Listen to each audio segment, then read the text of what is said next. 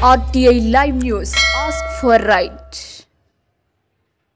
పార్వతీపురం పురపాలక సంఘంలో వైఎస్ఆర్సీపీ పార్టీకి బిగ్ షాక్ తగిలింది. కొంతమంది కౌన్సిలర్లు ఎమ్మెల్యే విజయ్ చంద్ర సమక్షంలో తెలుగుదేశం పార్టీ తీర్థం పుచ్చుకున్నారు. పురపాలక సంఘం 23, 24, 19 వార్డులకు చెందిన కౌన్సిలర్లు మంత్రి రవికుమార్ ఆయన తల్లి 19వ వార్డు కౌన్సిలర్ బోధయ్య ఎమ్మెల్యే సమక్షంలో తెలుగుదేశం పార్టీ తీర్థం పుచ్చుకున్నారు. రవికుమార్ వైఎస్ఆర్సీపీ ఆవిర్భావం నుండి పార్టీ అభివృద్ధికి ఎంతో కృషి చేశారు. 2 సార్లు కౌన్సిలర్లుగా గెలుపొందారు. పార్టీ కష్టకాలంలో ఉన్నప్పుడు అండగా నిలిచారు. ప్రస్తుతం కూటమి ప్రభుత్వం చేస్తున్న అభివృద్ధి సంక్షేమ పథకాలు నచ్చి ఎమ్మెల్యే విజయ్ చంద్ర నియోజకవర్గ అభివృద్ధికి చేస్తున్న కృషి నచ్చి పార్టీలో చేరుతూ ఉన్నట్లు పుర అభివృద్ధికి తమ వంతుగా ముందుకు వచ్చినట్లు కౌన్సిలర్ తెలిపారు. ఎమ్మెల్యే విజయ్ చంద్ర పార్టీ కండువాలు వేసి వారిని పార్టీలోకి ఆహ్వానించారు. మున్సిపాలిటీ అభివృద్ధికి అందరం కలిసి సాగుదామని ఆయన తెలిపారు.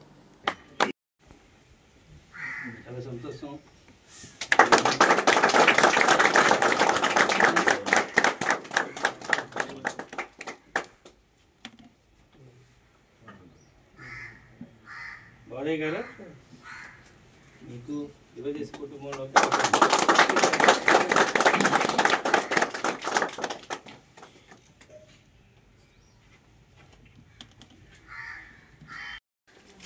పార్వతీపురం నియోజకవర్గం మున్సిపాలిటీ విభాగం నుంచి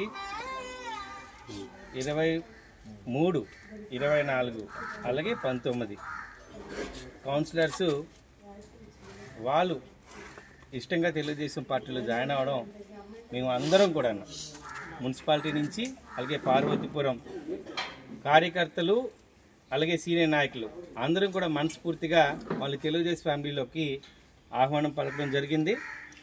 వాళ్ళు ఒక చక్కని మాట కూడా చెప్పారు. అంటే కూటమి ప్రభుత్వం పనితీరు చూసి ఇంతకుముందు పనితీరుకి ఇప్పుడు పనితీరుకి వాళ్ళు ఒక డిఫరెన్స్ అర్థం చేసుకొని తెలుగుదేశం ప్రభుత్వం రావడం మేము ఆహ్వానిస్తున్నాం.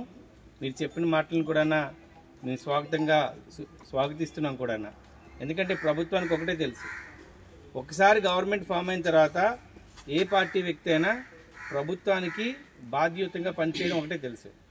సో పార్వతీపురమే కాదు రాష్ట్రం మొత్తం మీద కూడా పార్టీలకు అతీతంగా సీఎం రిలీఫ్ కానీ ఏ కష్టం వచ్చినా కానీ ప్రతి ఒక్కరికి సాయం చేయాలనే ఒక భావన కల్పించింది మాజీ నాయకుడు చంద్రబాబు నాయుడు గారు. ఆయన విజనరీ లీడర్. గడ్డు కాలం ఉన్న రాష్ట్రాన్ని, ఆర్థిక ఇబ్బందులతో ఉన్న రాష్ట్రాన్ని నడిపించగలుగుతున్న రాజనీతిజ్ఞుడు, అపర చాణక్యుడు. ఇలాంటి కష్టమైన టైంలో దేవుడు కూడా ప్రజలు కూడా ఆయన నిర్ణయించారు.